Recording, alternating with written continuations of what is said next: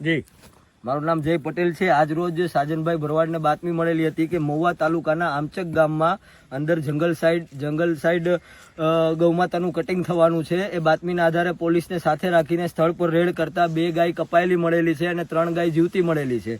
અને નવસારી જિલ્લાના અને સુરત જિલ્લાના અલગ અલગ નામધારક કસાઈઓ મળેલા છે। એકનું નામ રિઝવાન છે, એકનું નામ રહીશ છે અને એકનું નામ મૂસો છે, જે નવસારી જિલ્લાના આલીપોર ગામનો છે। અને આમચક ગામના જે લોકલ લોકોએ એમને ગાય આપેલી હતી। હવે ખાલી કહેવાનું એટલું જ રહ્યું કે આપણા ગુજરાત સરકાર અવારનવાર કહે છે કે કોઈ ગૌ હત્યારાઓને છોડવામાં નહીં આવે, ગૌ હત્યા કરનાર કોઈ ચમરબંધીને છોડવામાં નહીં આવે।